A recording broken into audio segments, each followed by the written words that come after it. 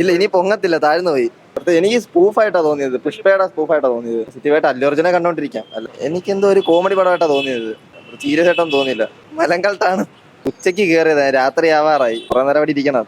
ഒന്നും പറയില്ല, പടം കണ്ടാ പൊങ്ങത്തില്ല, പടം പൊങ്ങുന്നില്ല. ഒക്കെ ആയിട്ട് വന്ന് കണ്ട് ചിരിച്ചോണ്ടിരിക്കാം. ഞാൻ ഏകദേശം അത്രയും ചിരിച്ചായിരുന്നു. എടുത്തു പറയാൻ അല്ലു അർജുന്റെ പെർഫോമൻസ് കൊള്ളാം. അല്ലു അർജുനെ കണ്ടോണ്ടിരിക്കാം, പുഷ്പ ക്യാരക്ടറായിട്ട് കാണാൻ കൊള്ളാം. ഇടയ്ക്കിടയ്ക്ക് ഒന്ന് രണ്ട് എലിവേറ്റിംഗ് സീൻസ് ഉണ്ടായിരുന്നു.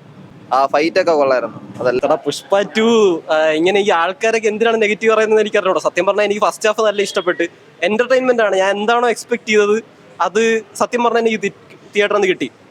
ഫസ്റ്റ് ഹാഫിൽ ഞാൻ പ്രതീക്ഷിച്ച അതേ സംഭവം കിട്ടി. ആ പഞ്ചും എല്ലാ സംഭവങ്ങളും കിട്ടില്ലായിരുന്നു.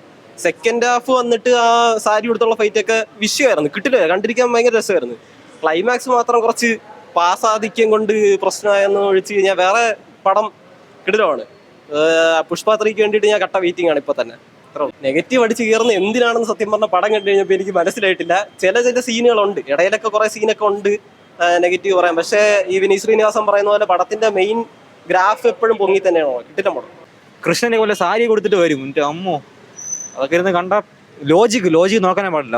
ഈ പടം കാണുമ്പോൾ തലയിലെ ലോജിക് എന്ന് പറഞ്ഞ സാധനം എടുത്ത് മാറ്റി കയറി ഇരുന്നോളാം. അവസാനം ക്ലൈമാക്സിൽ കുറെ ഫൈറ്റ് മേക്ക് വെച്ചിട്ടുണ്ട്, സെറ്റ്. അതാണ് പറയാനുള്ളത്. സി ജി ഒക്കെ ചെയ്തിട്ടുണ്ട്, സി ജി ഒക്കെ ആകുമ്പോൾ അവസാന ക്ലൈമാക്സ് ഒരു സെറ്റ് ഒക്കെ ഉണ്ട്. അതൊക്കെ എടുത്തറിയിക്കണുണ്ട്. ഇത്രയും ബിഗ് ബഡ്ജറ്റിൽ ചെയ്യുന്ന ഒരു പടമാണെന്ന് പറയാം. എനിക്ക് ഇതിനേക്കാളും കൊള്ളാം കങ്കുവ, പിന്നെയും കൊള്ളാം ഇതിനേക്കാളും.